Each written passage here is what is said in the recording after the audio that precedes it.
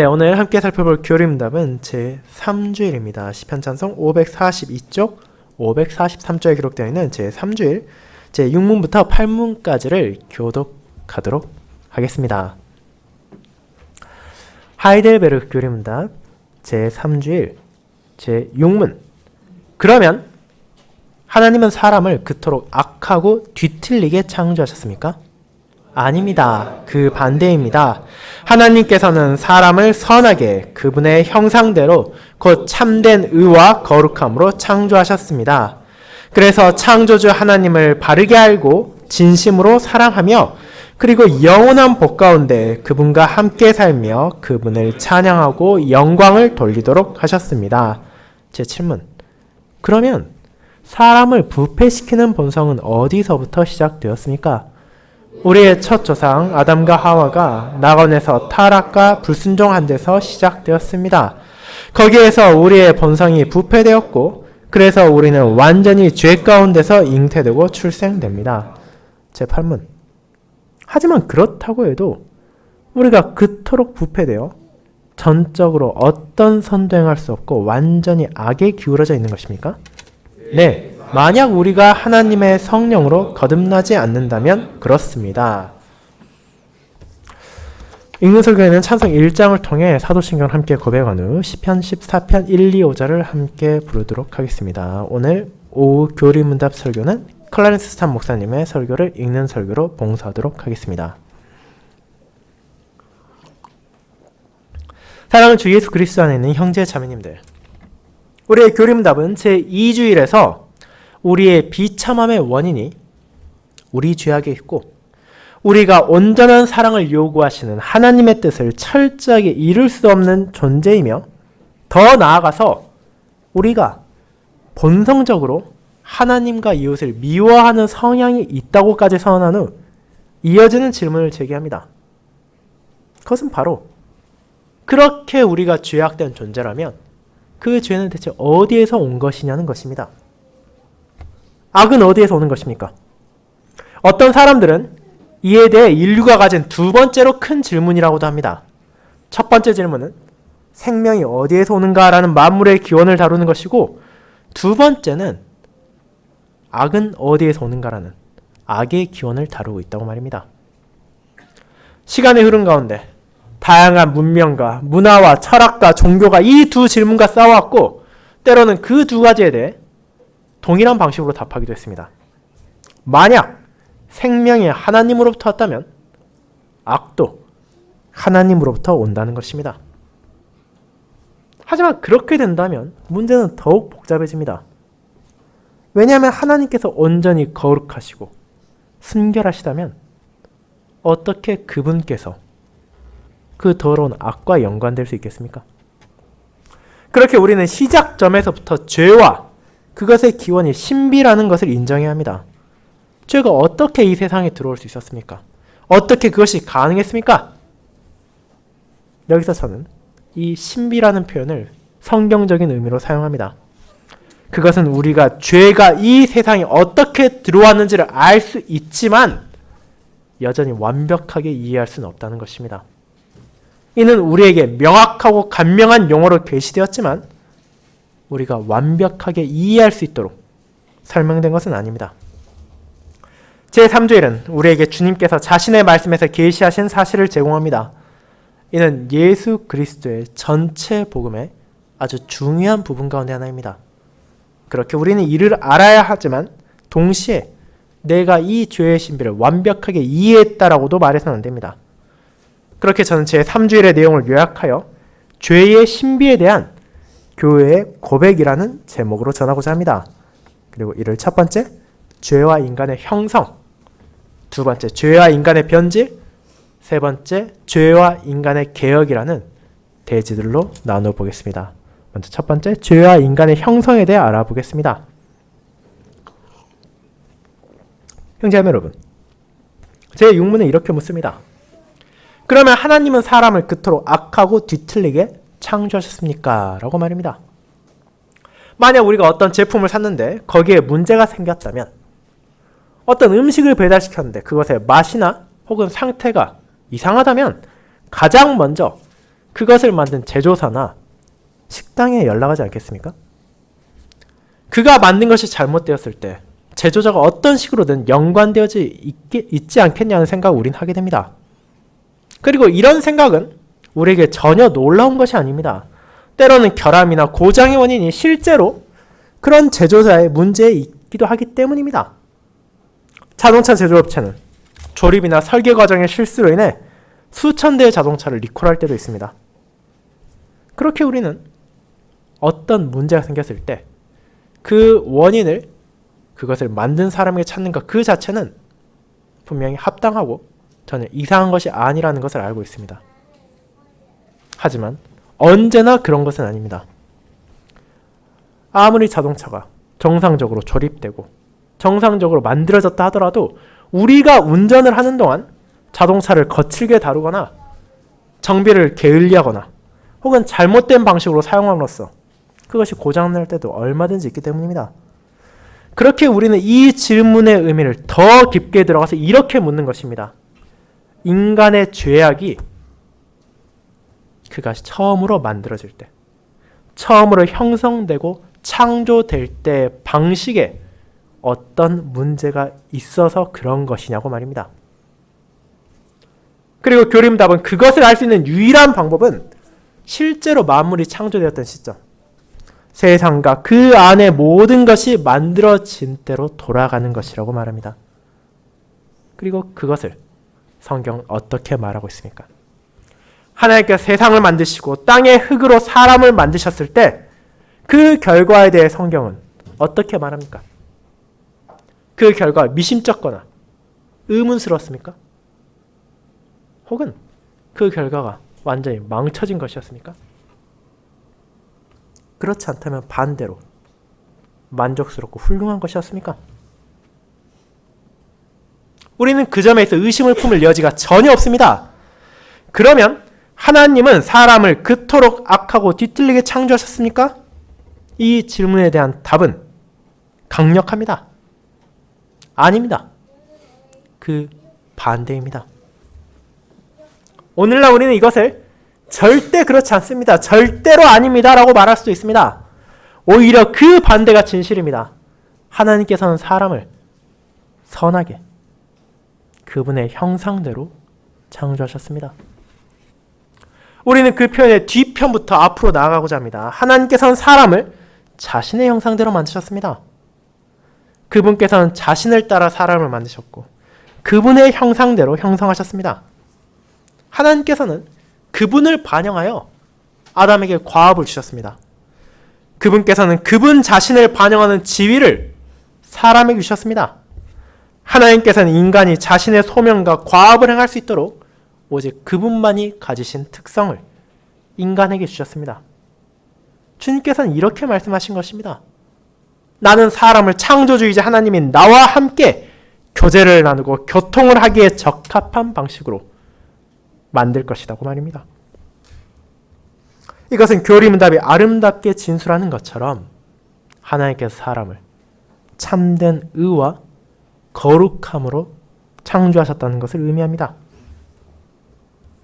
하나님께서는 사람을 어떤 거리낌도 없이 하나님을 순수하고 완전하게 섬길 수 있는 능력과 의지를 주신 것입니다. 그래서 인간은 하나님을 알고 그분을 사랑하며 그분과 영원히 함께 살도록 지어진 것입니다. 사람은 특별한 언약관계 안에서 하나님의 자녀로서 그분과의 친밀한 교제를 누리고 그분과 함께 살도록 의도되었습니다.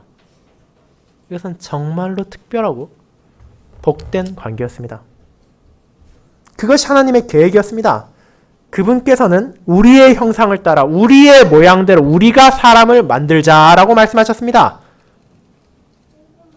하지만 우리는 동시에 아무리 아름다운 계획이 있다 하더라도 정작 우리의 현실은 전혀 다를 때도 있다는 것을 알고 있습니다.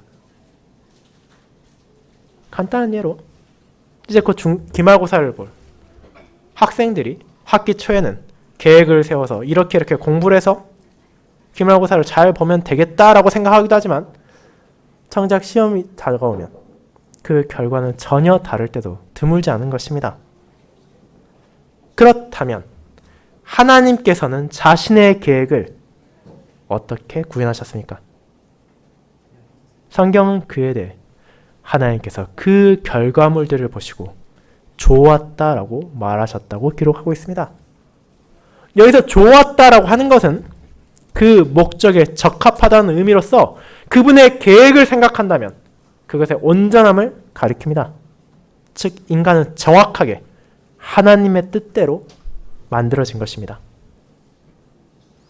인간이 모든 피조물 중에서 하나님과의 완전한 교제를 위해 하나님의 이름으로 만물을 다스리기 위해 그리고 하나님과의 특별한 언약 관계를 위해 설계되었고 만들어졌기에 인간의 형성 과정에는 어떤 악도, 결함도 있어서는 안 되었고 실제로도 그와 같은 것들이 없었습니다. 그리고 이럴 수 있는 본질적인 이유는 다른 데 있지 않습니다. 바로 사람을 만드신 하나님께서 어떤 악도 가지고 있지 않기 때문입니다.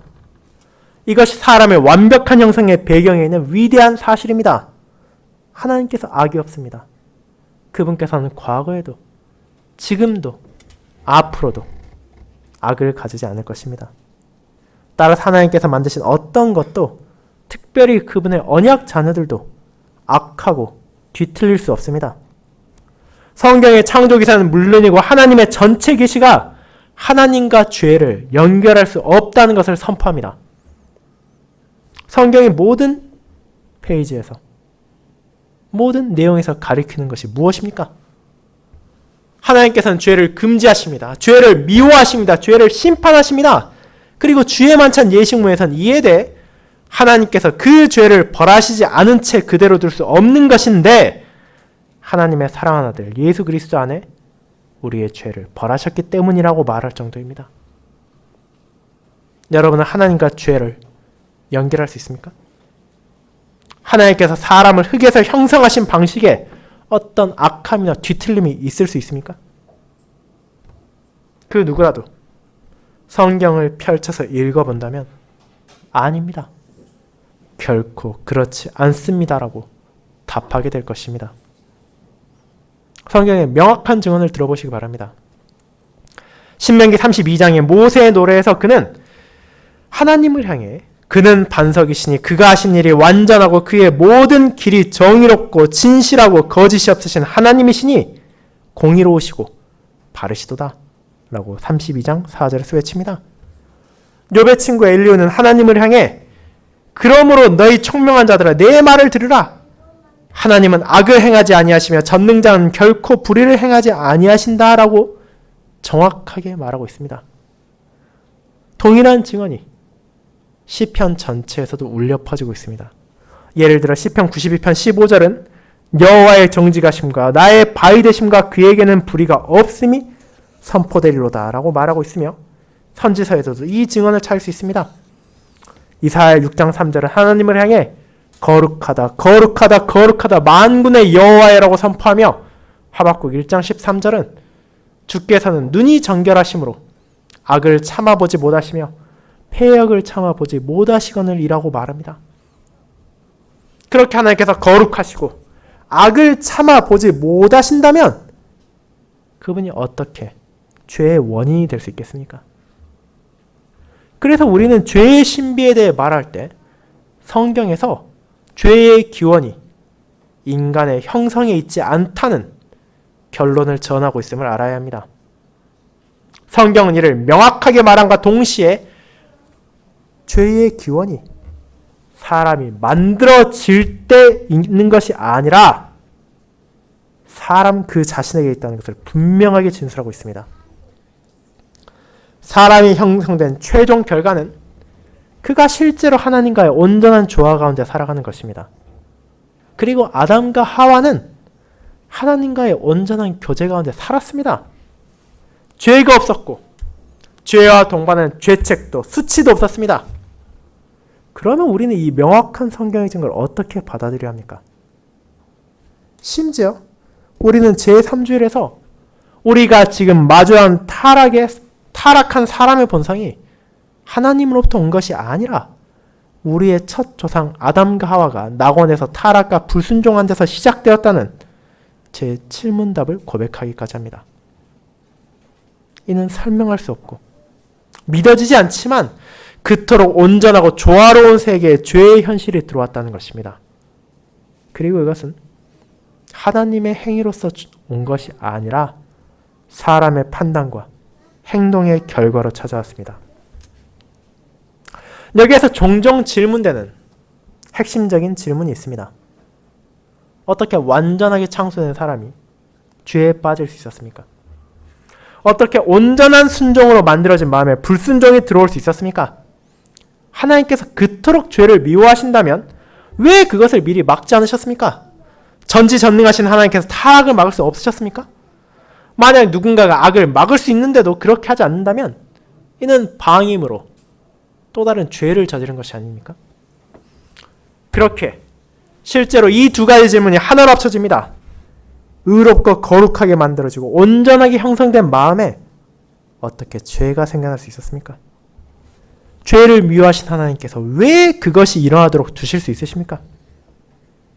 즉, 하나님께서 인간을 형성하실 때 죄를 두지 않으셨다면 어째서 그분께서 사람의 변질을 막지 않으셨냐는 것입니다.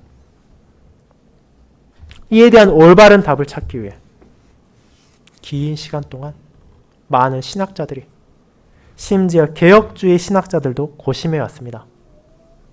저는 먼저 참된 의와 거룩함으로 창조되었다는 제 6문답의 표현이 변할 수 없는 것을 의미하진 않는다고 말씀드리고자 합니다. 오직 하나님만이 바뀌지 않으시고 불변하십니다. 다르게 말하자면 사람은 분명 목적지로 향하는 바른 길 위에 세워졌지만 이후에 그가 실수하지 않거나 길을 영원히 잃지 않는다는 것이 보장되진 않는다는 것입니다. 실제로 하나님께서는 사람이 잘못된 길로 나아갈 수 있게 그분의 법을 주셨습니다. 여호와 하나님께서는 사람에게 자유의지를 주셨고 선악을 알게 하는 나무를 그들 앞에 두심으로 사람을 그분의 주권적 뜻 앞에 두시며 그들이 명확한 선택을 내리도록 하셨음을 우리는 창세기에서 보게 됩니다. 사람이 하나님을 향한 자발적인 순종과 섬김 가운데 자라갈 것인지 혹은 그분께 반역하여 자신과 그의 자녀를 위한 목표와 반영을 스스로 정할 것인지, 하나님의 법 아래에 자신을 낮출 것인지 아니면 자기 자신이 법이 되고자 할 것인지, 그것을 바로 낙원에서 묻고 있습니다. 사람이 언약 안에서 자유롭게 살며 그 약속을 온전히 즐기며 그 의무를 진심으로 지킬 것이냐고 말입니다. 그러면 우리는 실제로 하나님께서 죄의 가능성을 열어두셨다고도 말할 수 있습니다. 하지만 실제로도 하나님께서 그것을 열어두셨다고 말하는 것은 너무 과한 표현입니다. 왜냐하면 그분께서는 나는 그것을 금지하고 미워하며 심판할 것이라고 미리 말씀하셨기 때문입니다. 창세기 2장 17절을 보십시오. 내가 먹는 날에는 반드시 죽으리라고 하셨습니다. 그것이 하나님께서 죄를 열어둔 것입니까? 그럼에도 선택하는 것은 그분의 자녀인 사람에게 맡기셨습니다. 하나님께서 죄를 막을 수 있으셨습니까? 우리는 그에 대해 이와 같은 방식으로 말해야 합니다. 하나님께서는 죄를 막지 않기로 선택하셨습니다. 여기에 죄의 신비의 심오함이 있습니다. 그분의 영원한 경륜 안에서 주님께서는 죄를 막지 않기로 결정하셨고, 그것이 일어났을 때 죄와 싸우고 자신의 뜻에 그것을 복종시키며 그분의 통치와 섭리하에서 그것을 제한함으로써 그분의 권능과 거룩함을 더욱 드러내셨고, 최종적으로 그분의 독생자 예수 그리스도 안에서 죄를 이기도록 하셨습니다. 그분의 이름의 영광과 그분의 백성의 구원을 위해 그렇게 하신 것입니다. 하지만 이것이 하나님을 죄의 창조자로 만드는 것은 아닙니다. 이것은 결코 하나님을 사람의 악함과 뒤틀어짐에 연루시키지 않습니다. 죄는 인간에게서, 그리고 오직 사람에게서만 사탄의 자극을 통해 발생한 것입니다. 죄가 하나님의 경륜과 통치를 벗어나지 않더라도 그것이 하나님에게서 나온 것도 아니며 그분을 통해서도 생긴 것도 아니라는 것입니다. 우리는 죄의 가능성이 어떻게 현실이 되었는지를 설명할 수는 없습니다. 제 3줄도 이에 대해 말하고 있지 않습니다. 그저 계시를 통해 나타난 사실을 말하고 고백할 뿐입니다. 하지만 우리는 사람이 먼저 상상하고 사탄의 거짓말이 그의 상상력을 잡도록 했으며 사람이 욕망하고 사람이 결국 행동했다는 것을 알고 있습니다. 거짓의 힘이 자라나고 마침내 율법을 어기는 과정이 있었습니다. 하나님께서는 그분의 헤아릴 수 없는 지혜로 죄를 막지 않기로 선택하셨지만 낙원에는 나는 그것을 금지하고 미워하며 심판한다는 하나님의 목소리가 계속해서 울려 퍼지고 있었습니다. 그리고 타락 직후 하나님께서는 말씀하셨습니다. 나는 그것을 용납하지 않을 것이며 싸울 것이고 여자의 후손 예수 그리스도 안에서 그것을 이길 것이다 라고 말입니다. 이것이 죄의 기원에 대한 성경의 기록입니다. 이것이 하나님의 말씀이기에 우리는 받아들여야 합니다. 그리고 하나님께서 우리에게 그리스도를 완전한 구세주로 주셨음에 기뻐해야 합니다. 그 안에서 우리는 타락으로 인해 인간의 본성이 철저히 변질되었음을 볼 때조차도 기뻐할 수 있습니다. 이제 우리는 그에 대해 다루는 두 번째 대지로 나아갈 것입니다. 그것이 두 번째, 죄와 인간의 변질로 이어집니다. 성도 여러분, 이제 이 죄와 사람의 관계에 대한 또 다른 어려운 질문이 나옵니다. 아담과 하와는 자신들의 고의적인 불순종으로 인해 죄를 저질렀고 타락했습니다. 이제 우리가 이 성경 기록은 다 받아들인다고 합시다. 그렇다면 오늘날의 우리는 어떻습니까? 죄가 인간이 만들어질 땐 존재하지 않았습니다. 네, 우린 그것을 인정합니다. 그렇다면 한 사람의 죄가 모든 인류의 변질을 의미하는 것입니까? 그것이 정말로 공정한 것입니까? 많은 사람들이 이 질문과 싸워왔습니다. 여러분도 잘 아실 펠라기우스와 알미니안주의자들은 원죄 그 자체는 사실로 받아들였습니다. 그들도 아담과 하와가 죄 가운데 타락했음을 받아들였습니다. 하지만 그들은 죄가 유전된다는 것을 거부했습니다. 그들은 한 사람의 타락으로 인해 전 인류가 타락할 수는 없다고 믿었습니다. 따라서 그들은 이렇게 말합니다. 아담의 의지는 분명 타락했지만 그가 가졌던 사람의 본성 자체는 그렇게 되진 않았다라고 말입니다. 즉, 첫 번째 죄가 있었다는 건 사실이지만 그 결과와 영향은 상대적으로 경미하다는 것입니다. 인류의 역사를 살펴볼 때 우리가 죄의 방향으로 기울어져 있다는 건 인정하지만 그건 우리가 나쁜 사례들을 따르거나 모방한 것이고 그것에 굴복했기 때문에 죄가 된다고 말입니다. 그들은 여전히 우리가 자유롭게 선택할 수 있다고 말하는 것입니다. 사람이 스스로 선을 향해 나아갈 수도 악을 향해 나아갈 수도 있다는 것이 그들의 주장인 것입니다. 그렇게 제7문에 대한 답의 첫 번째 부분, 우리의 첫 조상인 아담과 하와가 낙원에서 타락과 불순종했던 원죄에 대해서는 그들도 동의할 수 있지만 두 번째 부분, 거기에서 우리의 본성이 부패되었고 그래서 우리는 완전히 죄 가운데 잉태되고 출생됩니다 라는 고백에는 절대 동의하지 않습니다. 그들은 유전적 죄를 인정하지 않습니다. 그리고 우리가 이 사실을 이해하는 것이 중요합니다. 아무리 원죄를 동의한다더라도 그 사람이 죄의 유전의 진리를 받아들이지 않을 수도 있다는 것입니다. 많은 사람들은 여전히 이렇게 말합니다. 안타깝게도 아담과 하와가 타락했지만 우리는 그래도 자유의지로 선택할 수 있고 그렇게 내 의지로 선을 행해야 된다고 말입니다. 그렇게 죄의 유전을 부인함으로 원죄의 영향을 그들은 최소화시킵니다. 하지만 교리문답은 그런 생각에 대해 철저하게 반박합니다. 교리문답은 죄가 우리의 본성을 부패시켰다고 말합니다. 죄는 유전적이고 모든 사람은 타락 이후로 죄 가운데 잉태되고 죄 가운데 태어납니다. 그 한 사건 이후 타락하게 된 것은 아담과 하와만이 아니라 그의 모든 후손입니다. 그리고 성경을 거부하는 많은 세상의 학자들도 여전히 인간이 악하다는 것엔 동의한다는 것이 놀라운 일입니다. 하지만 그들은 그 이유를 찾지 못하고 있습니다. 왜냐하면 그 이유는 하나님의 말씀이 있기 때문입니다.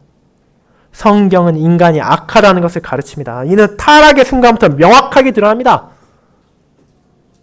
가인이 아벨을 죽였습니다. 형제를 죽이고 처음 땅에 떨어진 핏방울은 어느샌가 거스를 수 없는 강물처럼 흥건하게 불어났습니다. 대용수 이전 창세기 6장 5절에서 하나님께서는 사람의 죄악이 세상에 가득함과 그의 마음으로 생각하는 모든 계획이 항상 악할 뿐임을 보셨습니다. 그렇다면 홍수가 그 현실을 바꿨습니까? 홍수가 일어난 후 창세기 8장 21절에서도 우리는 사람의 마음이 계획하는 바가 어려서부터 악함이라는 말씀을 읽게 됩니다. 이 점에 있어서는 어떤 변화도 없습니다. 솔로몬 왕이 성전을 바치며 기도드릴 때 그는 모든 언약 백성들의 죄악으로 인해 중보 기도를 드립니다. 욥은 여자가 낳은 사람은 모두 부정하다고 인정하며 그들 중에 깨끗한 사람은 하나도 없다고 선언합니다. 오늘 우리가 불렀던 시편 51편과 시편 14편도 이런 파괴적인 묘사를 선언하고 있습니다. 선을 행하는 자 하나도 없고 모두가 길을 잃고 부패했습니다. 사도 바울은 로마서에서 유대인이나 헬라인이나 다 죄 아래 있다고 로마서 3장 9절에서 말하며 이 구절들을 인용하기까지 합니다. 그렇게 성경은 모든 사람이 어렸을 때부터 심지어 잉태되고 태어난 그 순간부터 완전히 타락했음을 명확하게 가르칩니다. 다윗은 시편 51편에서 이를 고백하는 것입니다. 그렇다면 어째서 그렇습니까? 이것이 가장 중요한 질문입니다. 하나님의 말씀은 이 사실을 우리의 첫 조상 아담과 하와의 죄와 불순종 때문이라고 분명하게 말합니다. 아담 한 사람만 타락한 것이 아니라 인류 전체가 인간의 본성 그 자체가 타락한 것입니다. 하나님의 말씀 모든 사람의 죄악과 한 사람 아담의 죄 사이에 있는 분명한 연관성을 제시합니다. 오늘 읽은 로마서 5장 12절에서 이를 보게 됩니다. 그러므로 한 사람으로 말미암아 죄가 세상에 들어오고 죄로 말미암아 사망이 들어왔나니 이와 같이 모든 사람이 죄를 지었으므로 사망이 모든 사람에게 이르렀느니라. 그리고 우리는 이어진 18절도 볼 수 있습니다. 그런즉 한 범죄로 많은 사람이 정죄에 이르렀다고 말입니다. 모든 사람은 아담 안에서 죄를 지었고 아담 안에서 정죄받았습니다. 실제로 아담 안에서 사람의 본성, 우리의 본성이 타락하여 우리는 모두 변질되었고 죄 가운데 잉태되고 태어나게 되었습니다. 아담의 죄로 인해 우리 모두는 개인적으로 그리고 공통체적으로도 죄인이 되었습니다. 그리고 죄는 언제나 죄에 대한 책임을 수반합니다. 따라서 우리는 성경이 말하는 대로 진노의 자녀입니다. 이 말은 모든 사람은 죄에 대한 하나님의 진노 아래에서 벗어날 수 없다는 것입니다. 많은 사람들이 그와 같은 아담과 자신 사이에 있는 죄의 연관성을 끊으려고 하지만 성경은 이것을 결코 허용하지 않습니다. 죄가 세상과 사람의 마음에 들어왔을 때 모든 인류가 타락했습니다. 죄는 모방이 아니라 전이와 전가로 유전됩니다. 교림답은 우리의 첫 조상이라는 표현을 통해 이 연관성을 명시적으로 보여주는 것입니다. 아담은 특별한 인물로서 첫 사람이고 첫 부모이며 모든 인류의 머리입니다. 하나님께서는 인류를 한 단위로 만드셨습니다. 사도행전 17장 26절은 인류의 모든 족속을 한 혈통으로 만드사라고 고백합니다. 이는 단지 유기적인 단위일 뿐 아니라 연합된 단위로서 한 분 하나님과 한 법 아래에 있는 백성입니다. 따라서 아담의 타락 아래에서 우리도 모두 타락했고 아담의 죄책 가운데 우리 모두도 그 죄에 대한 책임을 짊어지게 되었습니다. 우리는 하나님으로부터 형상을 받았지만 스스로 그것을 더럽게 변질시킨 것입니다. 성경이 이 연관성을 분명하게 제시하지 않았다면 저는 아담의 죄와 나의 죄 사이에 어떤 연관성도 말할 수 없을 것입니다. 그러나 성경이 이 연관성을 제시할 때 저는 이것을 부인할 수 없습니다. 저는 모든 시대의 교회에 함께 이 연관성을 고백해야만 합니다. 내가 죄악 중에서 출생하였으며 어머니가 죄 중에서 나를 잉태하였나이다. 시편 51편 5절입니다. 그리고 오직 단 한 분만이 의와 거룩한 가운데 잉태되고 태어나셨습니다. 그분은 바로 우리의 주 예수 그리스도이십니다. 그분의 완전한 무죄함으로 인해 그분께서는 하나님 앞에서 나의 죄책을 덮어주신다는 것을 제14주일은 고백하고 있습니다. 복음은 우리의 전적인 타락, 우리의 죄악된 잉태와 출생을 밝히지만 동시에 죄 없이 잉태되고 태어나신 분, 우리의 모든 삶을 구속하기 위해 오신 그분을 선포합니다. 우리는 창세기 3장에 비추어서 누가복음 2장 그리스도의 탄생을 이해할 수 있습니다. 그렇게 죄의 유전의 교리가 사라진다면 성육신의 교리도 사라집니다. 죄가 인간의 완전한 변질을 의미하지 않는다면 우리는 더 이상 인간의 전적인 개혁에 대해서도 이야기할 필요가 없습니다. 그렇게 이제 우리의 죄, 우리의 유전적인 죄, 아담아에서 우리가 지은 죄를 함께 고백하며 그런 우리를 새롭게 하시는 주님의 복음을 말하는 마지막 대지로 향하도록 하겠습니다. 세 번째, 죄와 인간의 개혁이 바로 그것입니다. 여러분, 앞서 말씀드린 것처럼 많은 사람들이 원죄 그 자체에 대해서는 인정하면서도 죄의 유전에 대해서는 부인하기도 합니다. 또한 유전적 죄에 대해 일부는 인정하고 우리가 정말로 타락했다고도 받아들이지만 그래도 그토록 부패하진 않았다. 참된 선에 대해 완전히 무능력하진 않다라고 덧붙이는 사람들도 있습니다. 즉, 우리는 하나님으로부터 약간의 도움을 받아야 되지만 전적으로 새롭게 될 필요는 없다는 것이 그들의 주장입니다. 교림답 이에 대해 제3주일의 마지막 문답에서 간략하게 다루고 있으며 저 역시 이를 간략하게 다룰 것입니다. 그렇다면 우리는 얼마나 타락했습니까? 정말로 전적으로 어떤 선도 행할 수 없고 완전히 악에만 기울어져 있습니까? 우리 안에 건질만한 특성이 남아 있습니까? 이 변질이 우리의 전 영역에 걸칠 정도로 그렇게 광범위한 것입니까? 교림답은 그에 대해 예라고 짤막하게 답합니다. 그토록 나쁘다는 것입니다. 우리는 어떤 선도 행할 수 없다는 것이고 악에 기울어져 있다는 것입니다. 저는 이것이 수많은 기독교인들의 입에서 나올 고백이 아닐 것이라고 생각합니다. 많은 사람들에게 이 고백은 너무 지나친 것이 아니냐는 느낌을 줄 것입니다. 그들은 오늘날에도 여전히 자유의지가 있거나 적어도 스스로 중요한 기여나 헌신을 해야 한다고 생각합니다. 그러나 우리 주 예수 그리스도께서는 말씀하십니다. 아니다. 그 변질은 너무도 심각해서 그 죄의 힘은 오직 개혁, 거듭남, 중생을 통해서만 깨질 수 있다고 말입니다. 우리를 의와 거룩함으로 형상하신 하나님께서 그분의 의와 거룩함 안에서 우리를 그리스도의 형상으로 다시 만드셔야만 하는 것입니다. 그렇게 우리 주님께서는 요한복음 3장 5절에서 이렇게 말하십니다. 사람이 물과 성령으로 나지 아니하면 하나님의 나라에 들어갈 수 없다고 말입니다. 죄의 변질은 하나님의 개혁과 거듭남의 사역, 그분의 성령과 말씀으로만 제거될 수 있습니다. 하나님께서 우리를 새롭게 시작하게 하셔야 하고 그렇지 않는다면 우리는 의와 거룩함 가운데 그분을 따를 수가 없는 것입니다. 교림답 여기에서 이 거듭남이 무엇인지를 다루고 있지는 않습니다.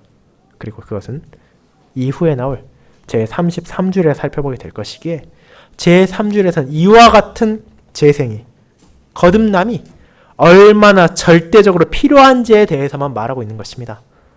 우리의 본성은 그토록 부패하여 전적인 개혁이 필요합니다. 그리고 우리가 그리스도께 속한 위로 가운데 기쁨으로 살고 죽기를 원한다면 우리는 성령의 새롭게 하시는 사역이 필요할 것입니다. 이를 위해 우리는 성경에서 선포되고 교회가 고백하는 죄의 신비를 정확하게 그리고 바르게 알아야 하는 것입니다. 우리의 전적인 타락은 전적인 개혁을 요구합니다. 우리의 죄는 은혜, 우리가 받을 자격도 없고 우리의 공로로 인하지도 않은 은혜를 요구합니다. 그렇게 개혁은 오직 한 가지를 외칠 뿐입니다. 송축, 존귀, 감사, 찬양을 성부, 성자, 성령께 우리의 모든 감사와 찬양을 은혜로 구원하신 하나님께 돌려라는 찬송 28장 7절이 이를 잘 보여주고 있는 것입니다. 아멘.